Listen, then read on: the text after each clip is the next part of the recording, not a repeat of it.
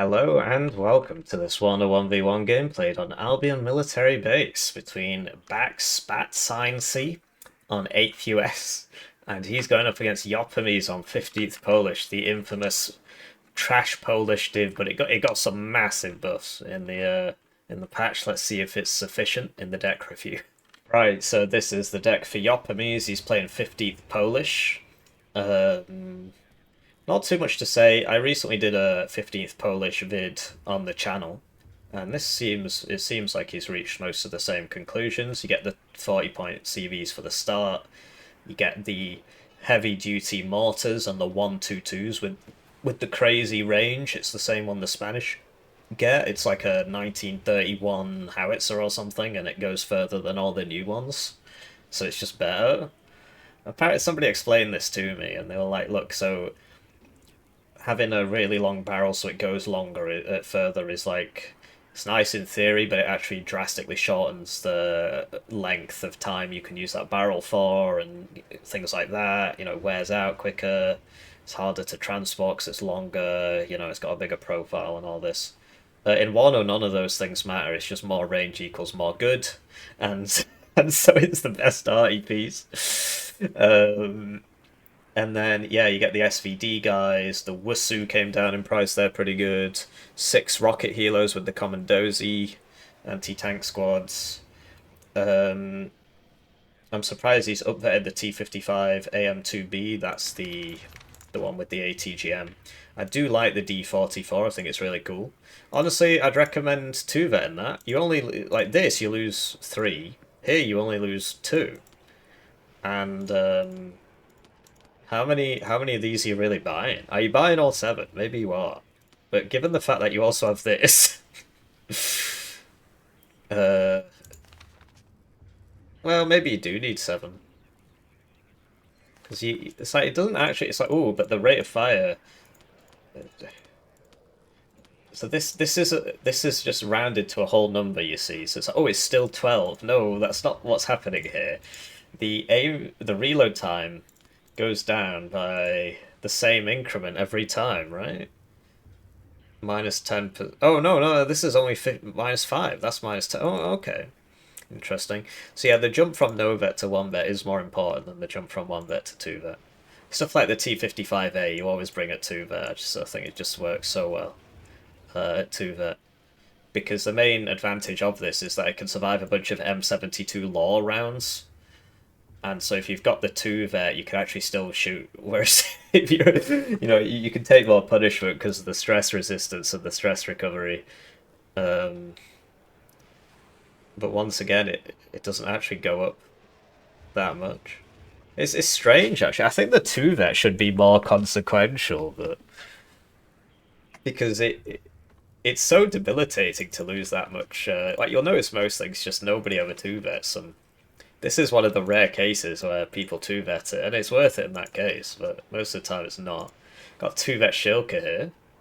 Guess he figures he doesn't need that many. Yeah, I'm sort of losing my train of thought. So you got nice arty, your tanks aren't very good. But honestly, this div is actually pretty good on Albion, because air spam divs work really well on Albion. Because it's a big, open field. And it's also really wide. Whereas, so something like Surrounded, one Eyehawk can basically cover all the zones, right? And you get 2, and then you're covering everything with overlapping fields of fire. You'll get 2 Eyehawks shooting at one plane. Whereas on Albion, one Eyehawk does not cover the whole, because it's so wide. And so you need to buy all 3 Eyehawks, and even then, if they just come on the far left, well then only one of your Eyehawks is going to shoot. And there's a zone on the far left and there's a zone on the far right, so it's better for air spam divs, but your ground game is weak. Sorry, your tank game is weak, right? You just don't get that many tanks. Your ground-based AA is bad, but your fighters are just incredible. And your bombers are just so good. These SU-22s are like the best planes in the game, generally. Just because of how much they cost compared to how good they are, and the fact that they have the side missiles for killing helos and the guns. The guns are like the good guns. But yeah, generally you want to prioritize anti-tank stuff, which is what he's done here in the air tab, because that's you struggle against tanks, right? Your ground stuff can't really kill tanks very well. So you need the air for that. And like you don't get good ATGM healers, this is not a good ATGM healer. So that's why you prioritize the stuff. This rocket thing can actually kill tanks, because the rockets are massive. This is like one of the best planes in the game. The whole SU-22 line, like they used to have like 20% ECM and stuff like that, but your resident, you know, Pactoid historians come in. Actually, the Soviet Union was the best thing ever. Yeah, that's why it collapsed. So I think the deck is basically perfect. I wouldn't change anything. The only thing that I thought was weird was that he's paying 5 points extra for this PKT. I suppose it's faster off-road, and that can matter as well. Yeah, the PKT isn't going to do anything, I can tell you that. Yeah, Formosa for the forward deployment. This unit is pretty crazy because of the SMG buff. It's just good at everything. You got the Honkers and the Honkeries and so on. Yeah. His opponent's playing 8th US. So this backspace guy, I'll bring it up during the actual game, but I've seen this matchup before, and it was this back spat sign ace. Oh no, hang on, he doesn't have the A in the... It's like that, so it's a back spat sign C. And he was playing 8th, and he was against 15th Polish, and it was T-Man plays on 15th Polish, but it was on Surrounded, which is just such a... It's just very 8th favoured for the reasons I was talking about, with the Ihawks just cover everything. And you can't really use your mobility that 15th Polish gets in terms of, I've got loads of cheap crap, I can put it everywhere. Well, you don't have that on Surrounded because the zones are all so close to each other, and it's generally just, you know, fight in mid. So yeah, this is it's the same matchup, but it's crazy how much difference the map makes.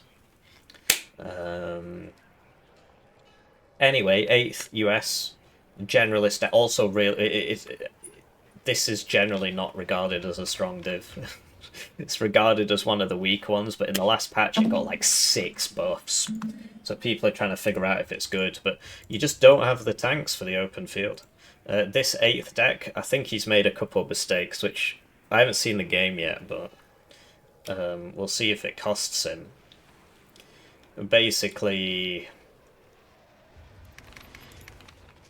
So I was talking about AA, right, and the fact that so Poland, the 15th Polish needs to use its planes to kill the heavy tanks. And on this map, the Ihawks can't cover everything, and the fighters will lose to the... Like, you'd expect them to lose to the enemy fighters, because the enemy fighters are just better. The Su-27s in-game are better, they carry more long-range missiles, which is very important. They've got more ECM. Their short-range missiles are better. In fact, their long-range missiles are better as well. But this is cheaper, right? And so it'll be very hard for 8th to protect his tanks. Now, this is why you bring the M1 Abrams over the M1A1. So you want a card of this. So, you know, what's the difference? The difference is you get twice as many of them in the card, right? It will not survive a front shot from the anti-tank plane, but anybody with any brains uses the anti-tank plane by coming in from the side, so that doesn't matter. Unless you're against some potato who's just going to attack you from the front. But you're going to beat the potato anyway. Anybody with any sense uses the anti-tank plane from the side, because it's going to kill it, right? So that doesn't matter too much. But the point is, the M1 Abrams is a lot cheaper. 75 points is a lot. That's an infantry unit in an IFE, right? Not that, you get IFEs. And you get twice as many in the card. Because the M60s in the open field will probably lose to the T55 AM2B because it's got the range thing on the ATGM. So you need... So it's like, so I'll buy an M1A1. But you can't protect the M1A1 from the air. So I think you need the base M1. I think you need the base M1. On this particular map, this would be really useful. But you don't know what map you're going to get when you go into ranked, so I think this tab is fine. 3 cards of supply. This honestly is really good. It is. It is really good. It's the HE one, and it got buffed, so it's good at counter battery and stuff. And it's like, so if I knew I was playing on Albion, I'd bring another card of fighters. I'd probably bring another card of Eyehawks, and I'd bring the this thing. But this is presumably a ranked deck. I assume this was a ranked game.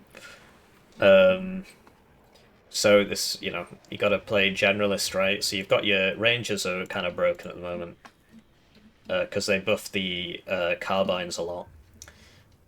So yeah, a Black Hawk card, a Humvee card, a bunch of mech rifles, dragon. Not having BMP ones is a big problem on this map, but Stiv doesn't get BMP ones, or an IFE with an ATGM basically it doesn't get that because that's just like a cheap way to fight in an open field. Just either billion Malyukas or whatever, Conkers, whatever, Milans. Uh, but 8th overall is the stronger div. Yeah, not much to say really. I mean, it seems pretty normal to me. Do you really need 5 chaparrals? So there's always this question of like, chaparral, because this is a 1 point slot. Chaparral or pivads. So the pivads, I think the idea behind the chaparral is that it can outrange an Apache or a Kokon whatever attacker, whereas the pivads can't. So the pivads, if you ambush a helicopter, the pivads is really going to chew it up. But sometimes you end up against an Apache. The issue is, I've seen instances, I've used the chaparral before, frankly it's overpriced.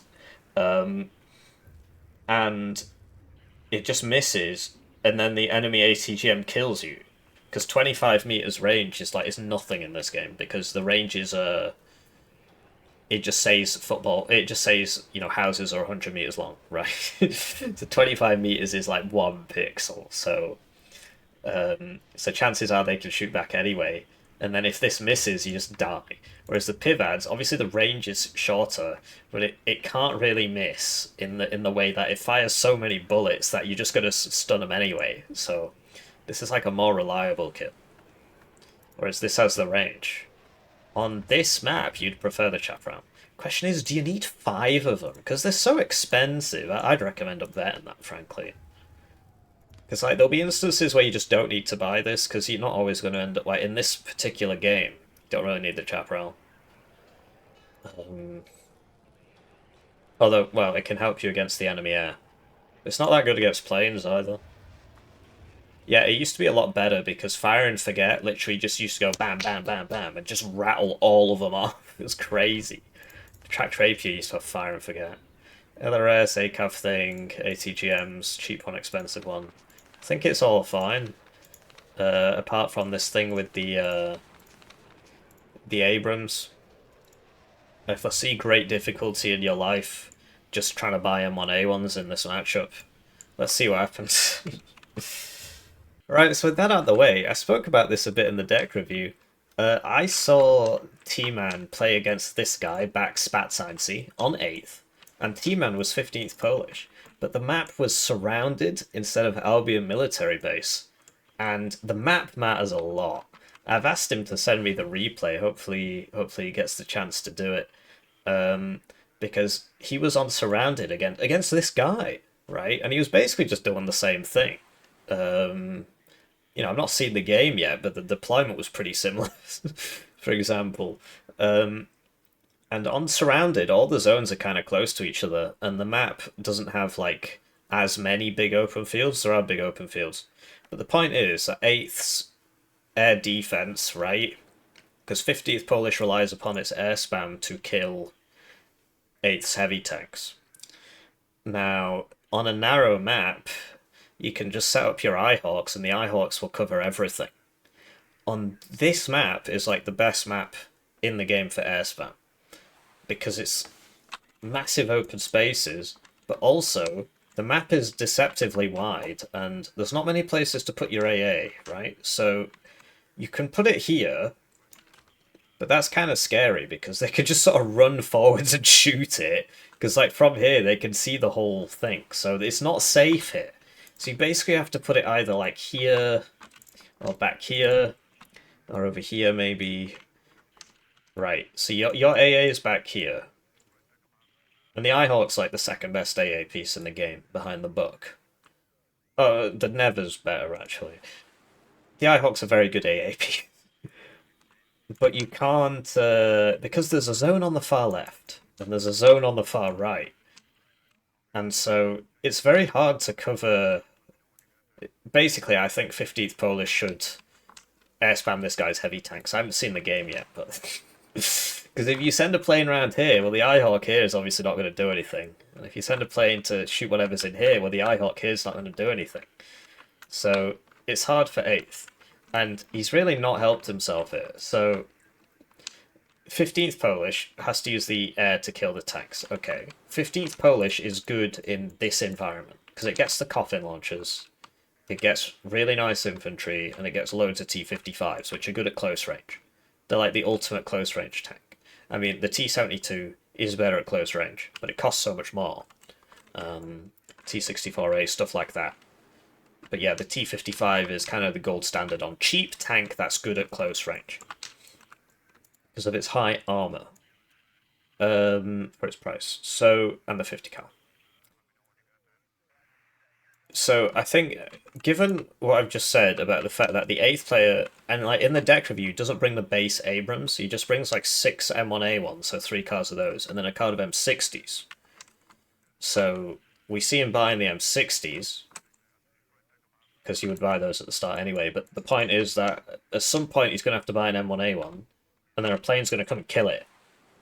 So I think, instead of deploying the way he's deploying here, which is I'll cover all my bases. I mean, it's 8th US. It's like the ultimate generalist division. The div's really strong, especially since the Ranger buffs. And so I understand why he's doing this. But I think he'd be better off sacking off Dimitri entirely, setting up a defensive line on Gregory, and fighting like around here. Because that way, if you've got loads of guys here, well then the Eyehawk can be there. Or it can be up to here. And then you can get all 3 of your Eyehawks out in this kind of area. And then you can push Anna, and if you take this forest, because basically you would push Anna near the start, then it's very hard for them to get back into Anna. And then you would try and take this, and then you're threatening the +2. Red's like all over the place. You'll probably counterattack Gregory, and then... But the idea is you'd have your AA up close with your tanks, and then you wouldn't lose your tanks to like rogue planes. I haven't seen the game yet. It makes sense, right? But instead he's done this kind of generalist opener. He knows 15th Polish is better in the early game because it gets loads of cheap crap, so it's just going to run at him, but he doesn't know where it's going to run at him, so he's put his guys everywhere.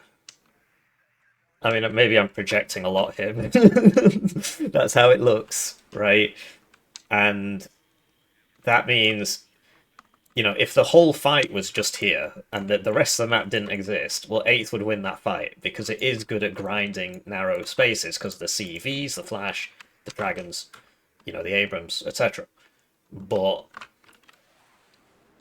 there's not enough here. And the enemy, depending on who you're rooting for, Jopemies is attacking here, which makes perfect sense. It makes perfect sense for him to attack there, because that's where he's strong. But he's also attacking here, because he can afford to do that. He gets the forward deployed units, he gets the honkers. He is going to get there first, because of the honkers. And 8th can't open, like, aggressive helicopters. I mean, he's put the Ranger Dragons in, and they will probably get to where he's put them. But he can't, like, buy a hog and run the hog at his opponent, because his opponent gets the Formosa, which is forward deployed air. So he can't snipe the deployments on the road and do things that way. Yeah, it should be interesting. Let's cast the game. Right, so they're off, and it's time for me to thank the generous channel joiners, generously joining the channel. They're the reason all this is possible. They get the names on the screen, they get the videos early, they get members exclusive videos. One join at the lowest level is worth 2,000 views, so if you're feeling bad about your ad block, it's a great way to support the channel.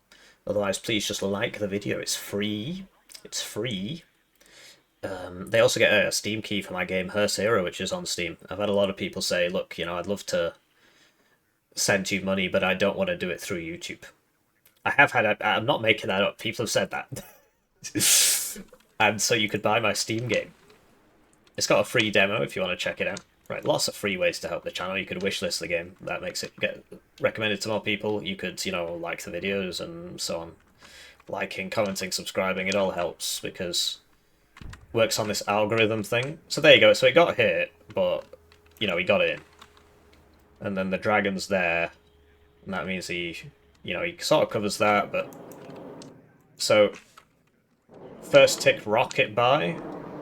Honestly, it makes sense, because the Eyehawk's going to take so long to get there.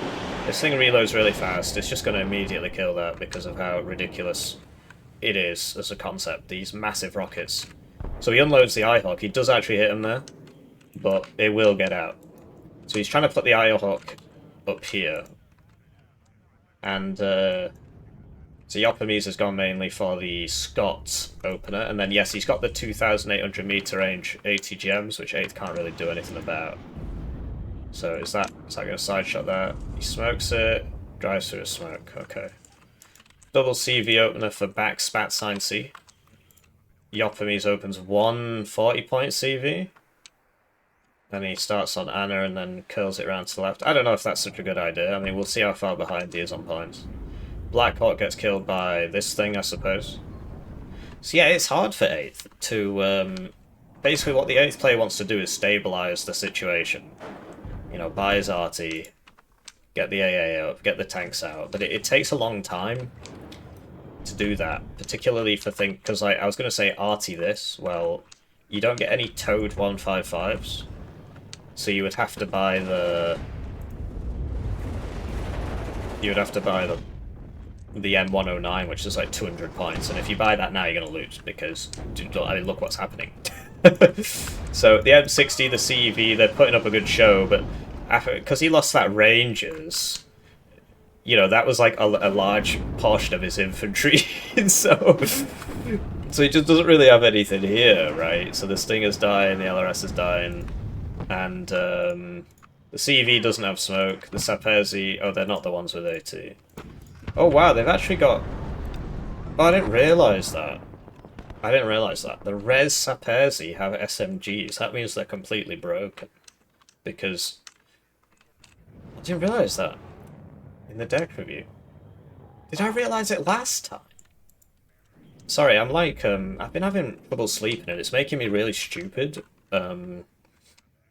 Also general atrophy because I'm not... I used to be doing a PhD, it's like good for the brain. It's not good for your stress, but it's good for the brain. Now I play a video game all day, so... I used to be a lot smarter. It's a shame, really, but I guess, that's age, right? People, I used to be an Olympic athlete, now I'm a fat slob. Anyway, so there you go, he's got the CV in, and that was 100 points from buying the 2 CVs. So it's not actually as bad as I thought it was. Just having 1 CV compared to 2. I don't know if Backspat Sign C was efficient in his CV usage, but it looked like they both came up here, one went right, one went left.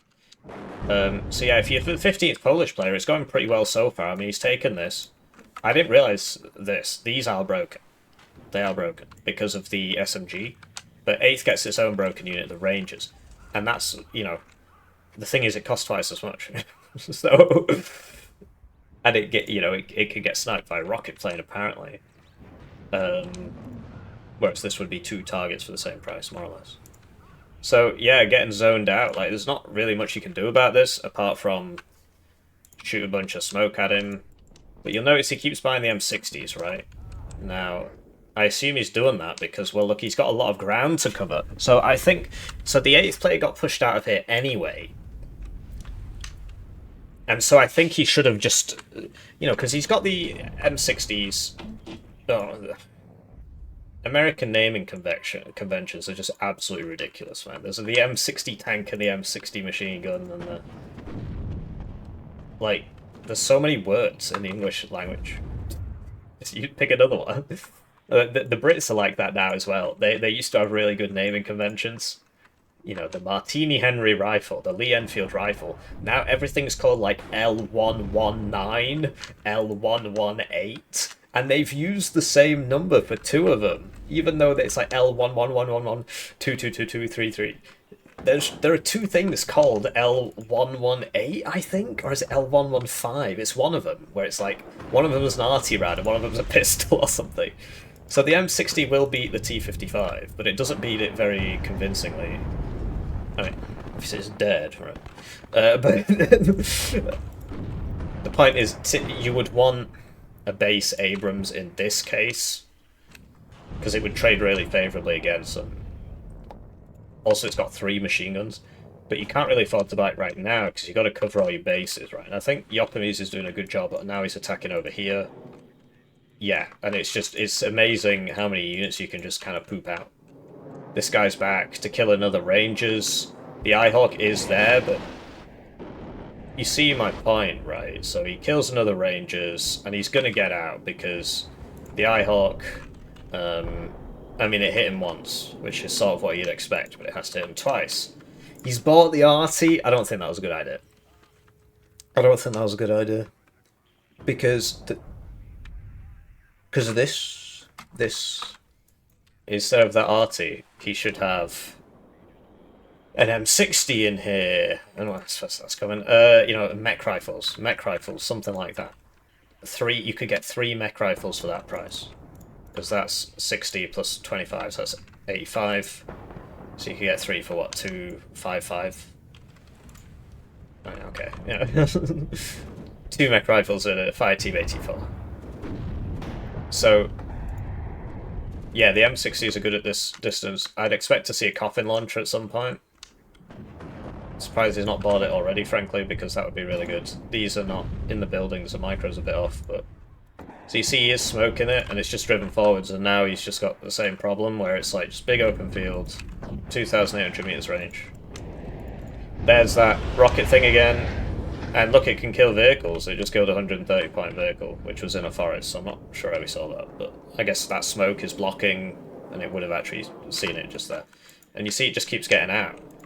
So he's got to buy another Eyehawk, but like I said, there's nowhere good to put. I guess you could put it here. So, like, yeah, he shouldn't have bought this arty, because, like, what's it? Apparently it's fired 4 rounds at this and not done anything, or what? Because wasn't it shooting that before? Maybe it shot somewhere else. Like, you just can't do it. Like, he's repaired that, and now he's just coming up against this tank again. I suppose he closed the distance, actually, because of the smoke. He was sort of able to. But yeah, you just can't deal with this.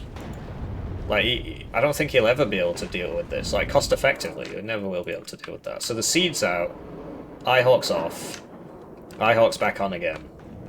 So generally, yeah, you buy the seed at some point, you send it out. Usually they're not that clued in. This guy's rank's like 20 or something. I think Jopemies is about 50 or something. So yeah, you send it out and just usually they've just got it switched on and your first shot is free. But looks like he was paying attention there. Switches it back on again. Misses again. So, yeah, that arty. Now this is happening. You see the issue? So I think Jopemies is doing a pretty good job by pushing here now and just using the fact that... Because if he plays a static game, he's just going to lose. If you play a static game against 8th US, you lose. Because of what we've been saying.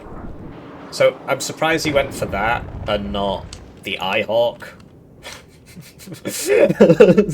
But this actually goes back to the earlier point. In fact, I covered this in the deck review as well. This only has 4 missiles, so he gets out. Whereas this one... Oh, okay, I thought that'd be the fire. So the Eyehawk, you know, it's a really good AA piece, but it can't do anything when you fight over here. That's, I guess, why he did it. Because he knows, well, the Eyehawk's there, it can't hit me. So I'm going to come over here. So the 8th player can't cover everything. But yeah, if you play a static game against 8th, then he buys the RT, he buys all 3 Eyehawks, he buys the M1A1s, and then he kills you. So, Rangers Dragon coming in here. Should be fairly straightforward for the Rangers, they've just got to fire the law and so on. There you go, he got the rocket plane, but like, I'm pretty sure this is another fighter he's bought, not the one from before, because that would be repairing. So, yeah, Dragon, should just kill that. Oh, it got stunned, okay. So he's spending a lot of points on stopping the air spam, but that means that one missed. Huh. I guess it's like just slightly out of Colt Commando range as well. He's not actually in the forest either. Just again. Is that another fighter, or is that the one from before? That's just ridiculous. Alright, whatever. I mean, he didn't help himself there. Just immediately buys another one. He didn't help himself there, but yeah, that's like 100, yeah, 65 points down. Yeah, so he's got 3 fighters, and he kind of needs them because all the flipping bombers keep coming out. Like, there they are, right? Is he gonna? So that one got stunned up by the S60. You'll send these out. I guess Jopemies just isn't reacting to this in time. The Ihawks are here as well, but they're switched off because of the seed. Focuses the seed plane, I guess because it was closer. Oh, and that lets him shoot with the... Okay, that makes sense. Because then he can shoot with the Ihawks. So the planes are doing something. But I think at this point, Jopemies should recognise... Oh, hey, this guy's got 3 fighters and 2 Ihawks. He's pinged it, so I guess he's going to try arty in it now. That means he doesn't have anything on the ground. And look what's happening on the ground. So... It's really interesting, because it's like... You know, oh, he's stomping him, his div must be better. That's not really what's happening here. 50 Polish is really not that great. I mean, it's obviously way better than it was before the patch. Buys an A10? Don't think that's a good idea, but... I guess he's like, I need people now. Another Ranger's Dragon. Oh, this is good. He's actually going for the arty. But, like, I don't... Honestly... I don't see what the 8th player does now. I think he's lost. Because, well, he's lost both of these zones. And now it's just massive open field here. So how do you get back in against the mega range ATGMs?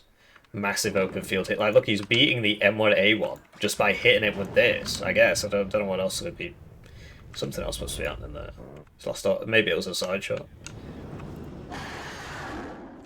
So SU-27, like, this is having 2 extra long-range missiles, which are actually higher accuracy as well, is actually such a big deal.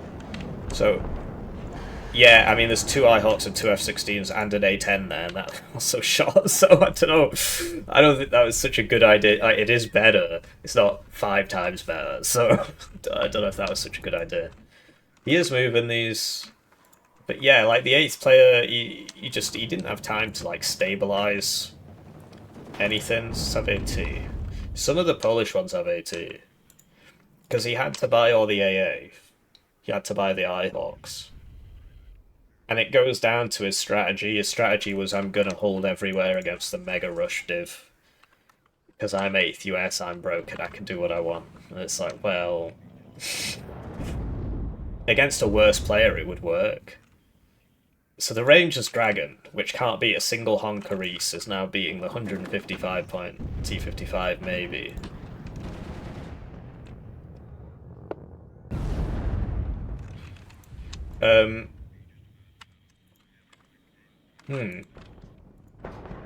Surprised he's... What? This would actually win that fight because of the 50 cal and the armor. Right? This has got more armor, it would just win. It's not got a direct fire round, but... Okay, he's definitely spotted that now because it was shooting at him. So he unloaded the M60, but then is this going to get captured?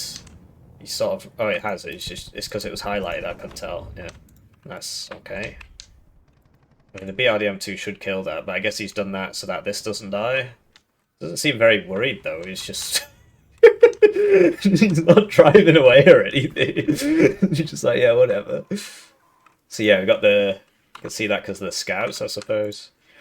So basically, if you're red now, you want to come attack this. And yeah, so he's got the 2,800 meterer coming down here. Some AA, some art. These are crazy, man. They had the range go up to 25k. It's just ridiculous. It's crazy. Like, Pact was just so OP in real life. It's crazy. Now we're all speaking Russian because they won. Just the best guys ever. Yeah. Anyway. So yeah, I mean, I don't blame him for sending that because what do you do? I mean, you can't And then you got the same problem where it's like, this is right on the edge of the Eyehawk range. He's coming out this way, so only one of them shoots. So I think it just comes down to the 8th player's strategy. He should have just completely sacked this off. Just put a defensive line there, you know, because if you've got the M60 sort of poking through, Ito, whatever, and then at the start, just like work your way up here. You could even like push across here and just take this at the start. Obviously, that would be really hard because you're going to get shot from both sides. So, but yeah, at this point, he's in just like such a shit situation. Like you see, he's actually putting the Eyehawk there. He stopped moving these, or he's not moved it very much because it's not quite where the ping is. So I guess he moved it a little bit. Maybe, otherwise he just pinged in the wrong place. Wow. Okay, it does get it before it blows up the Bradley. So yeah, the fighters are killing the bombers, but he's on a -3. And like it's like a super high level game, and so it's got a feeling of sort of inevitability to it, because you could talk about the execution. I mean, I'm seeing both players likely hiding behind the buildings. You know, both players seem to be microing reasonably well. Maybe I'm missing things like this guy with his Eyehawks. He's switching them off. He's moving them, etc. He's trying to have them very aggressively placed. He's got the fighters up on combat air patrol for when the bombers come in. He's got to stop doing this, man. He should know by now that there's loads of fighters and loads of Eyehawks. He's just like, I gotta kill whatever. Well, no, you don't. Just buy another tank. Buy 3 more tanks. Is this gonna make it? No, the latest Eyehawk. But then the F-16 gets killed by the... 2-tapped by the OSA, so that's... It is what it is, it happens. Try and move this now. Oh, it's going on the range. Oh yeah, because didn't they used to be there because we're shooting the T-55, whatever. Ah, this guy's probably dead now. Really wanted to kill that truck. Which he didn't get. So yeah, I feel like it was down to the 8th player's strategy, where he should have played narrower and just like, okay, this is gone. You know, put an M40 there, put one there or whatever, so they can't get through. And then just played around here for 20 minutes. Because then you'd be on a -1 instead of a -3. Did the OC used to be there? What are these guys arting, man? Did the OC... What used to be there? Because now I think what the 15th Polish player should do is, yeah, get around here. You know, these tanks are here, so he has to... Why isn't it shooting back? I just can't see it. Right, whatever. You smoke here, and then just run all the reservist saperi around it, because the tanks can't shoot if you smoke there, right? And then you can get in here as well. But yeah, I think the 8th player should have just played a narrow game. It's cool trying to get the BRDM2s around the side. I'm surprised. He probably does see that, actually. Yeah, well, he definitely sees that. Because this sees it. So... The Mega Plane first shot CA-10, but gets first shot by the Eyehawk. F-16 is diving. Does it get it? It does. Okay. I mean, it's just the same story as the last Mega Plane he sent out. I mean, there's 2 F-16s and, well, 3 Oh, one of them died. One of them died. Or this one was there. I think it died. But yeah, I just don't see how he can get back in. It's too open, he can't really move up. So yeah, he did see it. So the 8th player should have played narrower, and then he wouldn't have had to invest so much in planes and AA. He still would have had to buy it, but less of it, you know, because I think he's bought like all 4 of his F-16s. We've seen at least 3 at once, and then like, well, he just lost 2. Because he wanted to what? He wanted to kill an Mi-8 rocket. I suppose he didn't have AA here, but losing 2 F-16s is not good. I'll be honest, I guess he's killed most of Red's planes, maybe. I think he's got another anti-tank plane and another cluster plane. But yeah, if I was in Blue's situation here, well, would I surrender? I probably wouldn't, because it's like I don't want to lose to 15th Polish. But like he's made his mistakes, and I just don't see how he comes back from this. He's only on a -1 now, but I feel like Red can get in here anytime. He's just gotta push up. And so Red's artillery it's better in terms of its cost efficiency because of those 1/2/2s with the mega range are just crazy, and you get 3 in a card. It's like losing all his expensive items now. You can tell the panic's setting in. But yeah, these big mortars are very powerful, as you can see, because they just do a lot of damage. It's not surprising, is it? It's like 160 millimeters. So yeah, I'm not sure about that tilting there. I don't think it does that when they just fall over. But yeah, it's something you don't really realise, that this is taller than the people, right? So it's not easy to get that in the top. Something you don't really realise, you know. It's I suppose if you're American, you get it because you whatever, you own a 160mm mortar for home defense. So yeah, counter battery on that immediately. It's not surprising. Should kill it because it's actually got 4 strength instead of 2. But even then, I mean, 2 hits, 6.2 damage. So yeah, I mean, assuming this person learns from their mistakes, maybe they don't. I feel like Jopemies did the right thing. He attacked here at the start because he's strong now, and then he immediately tacked over here. Like he just said, because the units aren't expensive, right? It's 25 points for this. That's an expensive one, but the reservist Sapers are like 30. So it's like 55 points for a transport and a unit. Maybe 60 if you want the one with the KPVT or whatever. And so you can get 8 units in a minute if you just buy 4 of those, which I don't recommend because you should buy some AA and stuff. But the AA is not too expensive either, right? I mean, these cost 145, but so this time they miss, even though this has less ECM than the F-16, which just immediately got killed. But you'd have to hit it 3 times, I think, to kill that. No, because it does 7 instead of 5. So yeah, now he's buying the MLRS because he's like, I gotta get back in, I gotta buy the arty so I can get back in. Like, he is slowly killing the Conkers and stuff, but I feel like Red's just not gonna run out of stuff, because that was one of the main buffs to 15th Polish. So he's trying to get in, but then you got 20 pen RPG'd, you can't see anything. Yeah.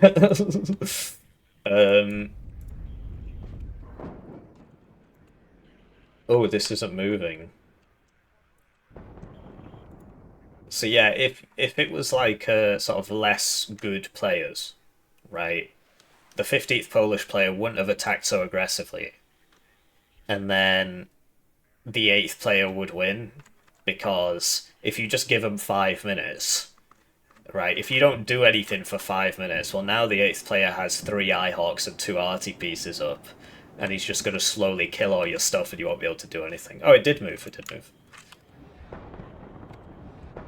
So yeah, if this had a CV next to it, maybe it'd get it, but now that's 12 rounds gone, and he's got to now wait like 3 minutes. He doesn't have 3 minutes, so... So you see the cost effectiveness of this 110 point unit, that you have to buy a 255 point unit to try and kill it, and then it doesn't kill it straight away, right? I mean, he clearly hit it with the M109, but... Because in terms of... I honestly think it's come down to the strategy here. I think Red's strategy was just better. He understood more what he should be doing in this case, his win condition, so to speak. Because in terms of micro, it seems about the same. And in terms of purchases, I mean, you could say buying the A10 when they were here, well, at that point, what do you buy anyway? Do you know what I mean? Like, what could you buy? Yeah, this scout's putting in the work. But he just buys another one, right? He's got loads, so they're not expensive. This was a mistake, buying that. And I think not having the M1 Abrams in the deck was a mistake. But yeah, I mean, the game... I feel like he's just made too many mistakes here, Blue. I just don't see what he does. He just doesn't have a lot of units. So, in the interest of time, I'm gonna... Whoa, okay. I guess he was very upset about 15th Polish. It's like he's trying to do something here, but what can he do? I mean, his 15th Polish just like, okay, well now I'll just buy a bunch of crap and throw it back in there, and then, you know, look, it's 55 points, so it's got a 50k on it. AT plane, F-16, so the Ihawk now has to move again. But this is so small that he's moving it from one side of the little forest to the other. Got another mortar out here, so this immediate counter battery. You see the coffin launcher come in here. I'm surprised it took him so long to coffin launcher it. M1A1 gets side shot by an AT plane. The AT plane dies. It doesn't matter. It's just about time. It's just about buying time, right? These don't have smoke, so that sort of thing does tend to happen. But he did arty this. And then, what? Did he just buy another one? Or, I'm pretty sure he either moved it out of the building, or he just immediately bought another one. Because he can't see it, right? And... well, yeah. And so he can't really get up here. It's one of those situations, like, BMP-1s are really useful. Oh, he didn't move it. That's dead. The triple 122s. No, he gets out. And now these are going to counter battery them. He's not got the CV next to it. He didn't move it.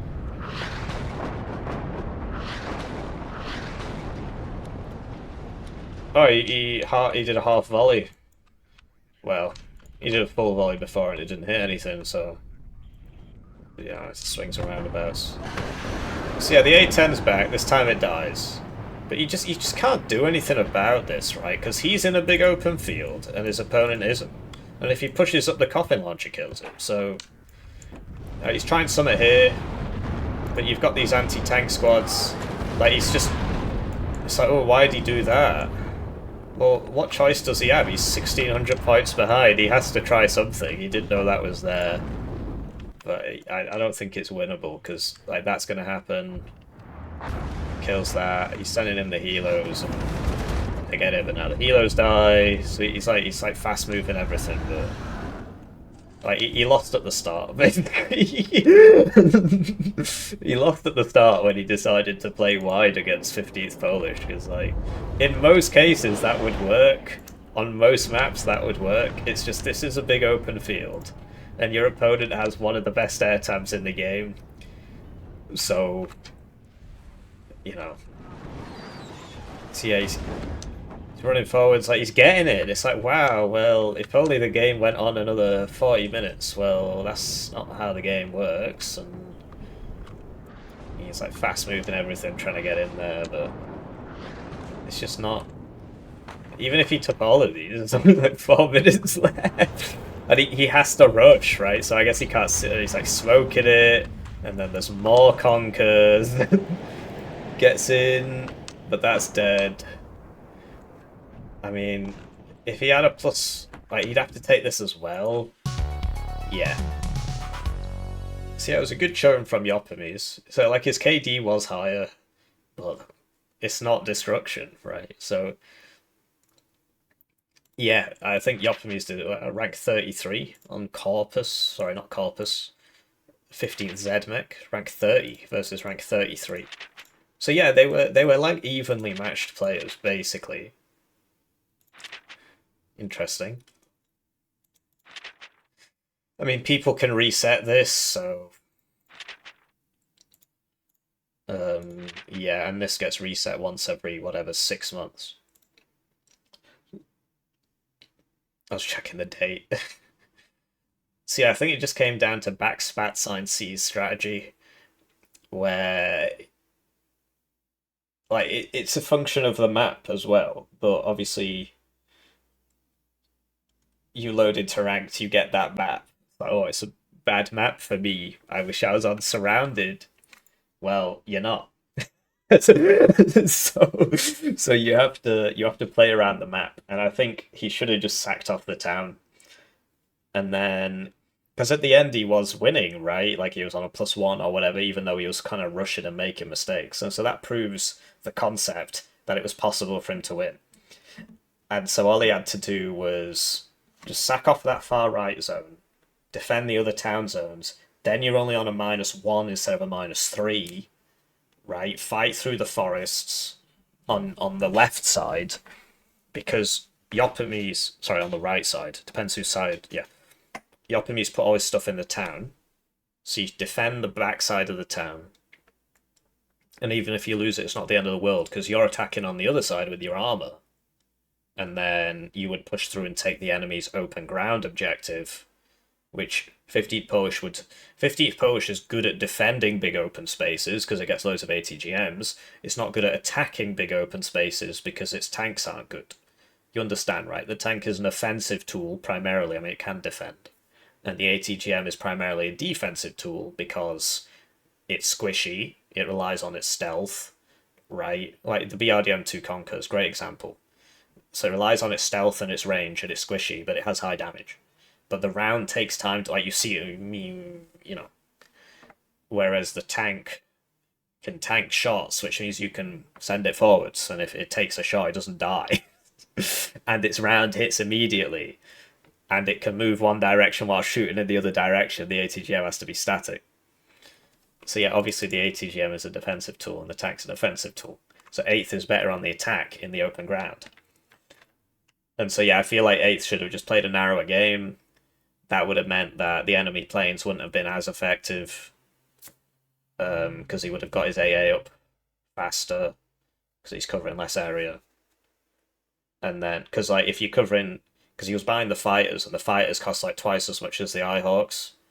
Obviously, I don't know what's going on in his head. I assume the reason, like you'd end up having both anyway. But the reason I think he was prioritizing the fighters over the Ihawk is because he doesn't know if the plane's going to come on the far left or the far right. And so I'm not going over there, and now you only have one place to cover, and then you can just buy 2 Ihawks instead of 1 Ihawk and 3 fighters or whatever it was.